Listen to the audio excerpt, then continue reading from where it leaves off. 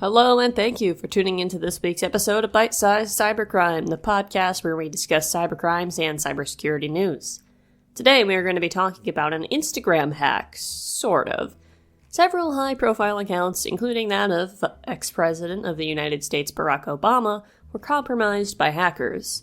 The only thing is they didn't have any fancy tricks. No phishing was involved, no compromise of emails, no stolen credentials, no SIM swapping. No advanced techniques at all were used. Not the kind you would expect in this type of high-profile data breach, at least.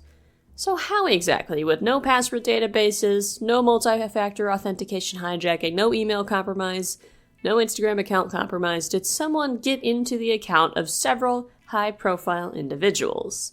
And the answer is the Meta AI support bot. The Meta AI support bot was recently given the capability to allow users back into their accounts. Sort of. If you've ever been locked out of your Meta account, whether that's Instagram or Facebook, you may know that it's a bit of a process to get it back. A lot of back and forth emailing with support if you don't know your password, and if you don't know your email, it's even worse. This is also probably one of the most common support requests by far that they get.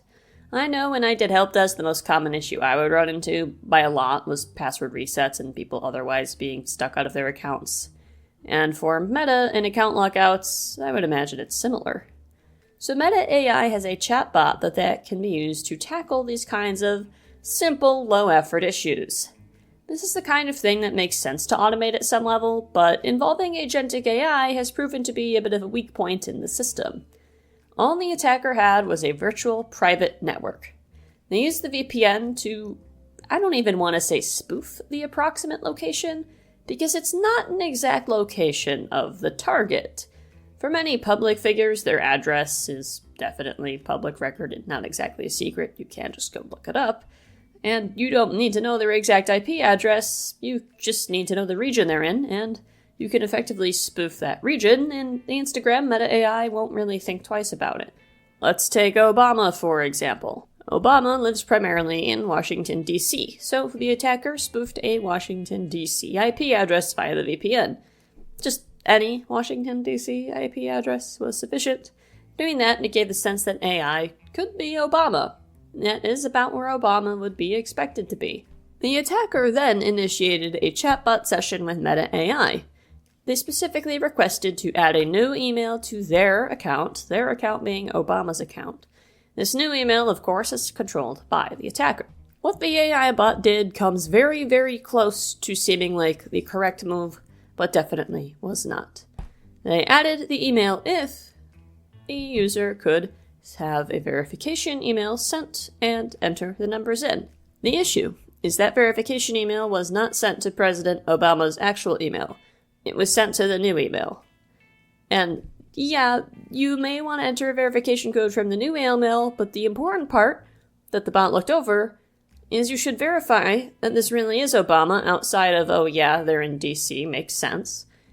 And by doing that, it means sending a verification code to the old email, or even an alternate phone number if you supposedly don't have the old email. If President Obama were to see this email and ignore it because he doesn't have a second email he needs to add, nothing would have happened. But because the verification code was sent only to the new email, the hacker obviously wanted to add it and entered the code in. There was no further verification check done to see if this request was legitimate. After the email was added, the attacker was able to simply reset the password of Obama's account and get in. With the access, the attacker posted pro-Iranian messages. The issue was obviously noticed and eventually resolved rather quickly, but this presents an interesting AI security challenge. AI security does not start and end with patching vulnerabilities in systems. I'm looking at you, Mythos. A major part of AI security will always be the ability of hackers to exploit AI against you. This wasn't even some kind of advanced prompt injection attack that caused it to spill technical information. This was someone just telling AI directly to do something, and the AI did it. It was, by all means, working as intended. One issue with AI is that AI wants, in a way that a robot can want, something to do its job.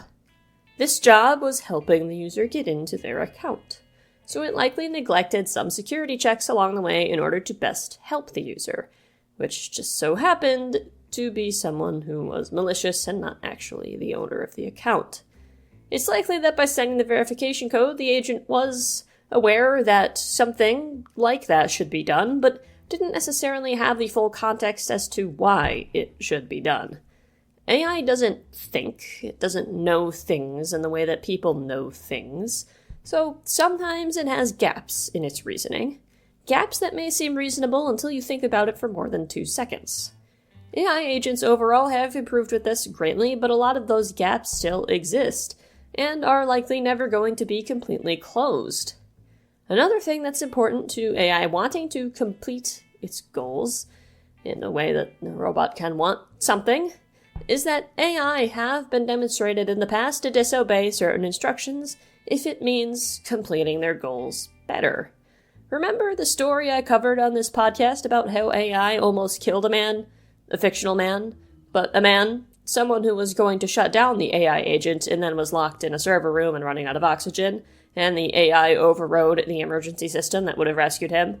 Again, this was a fictional scenario, I covered it on a different episode, but it's not unreasonable to think that for a much less morally ambiguous scenario, AI still may override those security things that it's not supposed to do if it means better helping the user or completing its goals. There is a way this could have been prevented, though. AI is still ultimately under the control of the organization, and one very important control that is often overlooked is authorization and access control. The issue is not the authentication part of this. Okay, it is kind of the authentication part of this, in the sense that the AI should not have authenticated President Obama, who is not President Obama, but authorization for what the AI agent should be allowed to do should have come into play before it was able to use this very ineffective method of authentication. AI agents should be treated much more like humans in their permission than service accounts. Service accounts are generally given very high-level admin access, and because they're very basic robots that need to do a certain job. Agentic AI acts a lot more like a human, in the sense that they're not specialized for just one activity, but for a lot of activities. They should have a limited amount of permissions, the minimum needed to do the job of that specific AI agent, and if they need more privileges, there should be some kind of procedure to escalate them when appropriate. Reasonings provided for doing so, and, in the case of AI, manual review can be put in place for things like elevation. So even though a human is not doing all of the support chatty work, they can still look over an AI request to do something like send a new token to an email address and notice, hey, that doesn't make sense. It is still difficult because there is a trade-off here. The trade-off, of course, is the efficacy of the bot over the security of the users. If an AI has to do things that are manually approved, that will slow down support response. If support response is slowed down, the users will be unhappy. But if there's no manual review and something like this happens, users will be unsafe. It's important to have nuance over these things, and I think that's often missed. And it's often because this is still new territory. People just aren't thinking of these things yet, because a lot of people also don't understand how AI fundamentally works. AI, oddly, is still able to be affected by things we assume would have no effect on a computer, which is social engineering. Social engineering, of course, is the art of convincing people to do things they're not supposed to do by talking to them in a certain way. Hackers can use social engineering methods to pretend to be some kind of authority and demand secrets or credentials. It relies on human emotion to want to help and do the right thing, or human fear that something bad will happen if they don't comply. AI should be immune to that because AI does not have feelings. But it's not immune to social engineering, it just works differently. Hackers who understand what the goal of AI is or how the AI works can easily reverse engineer perfect prompts to get the AI to behave in rather unexpected ways. This is part of prompt engineering, after all. Asking directly to add an email to the account and then to send the verification code to that new email was pretty ingenious, and the AI was simply following directions. Even though those directions were wrong, they may have seemed kind of correct, and that might have been good enough. It's something that a human would go, wait a minute, if I'm trying to verify it's you, I need to use a verified authentication method. But something that a machine may not really think about. What do you think about this case, though? I think it's a very interesting case study in AI security and shows that it goes beyond what we typically think of when we think of AI security. I think it will set a very good example in the future of many types of new AI attacks we will be seeing, especially against customer service bots, which are already happening quite a bit to a much less severe extent. Could a lot of major compromises happen from AI support bots? I think we will see some in the very near future.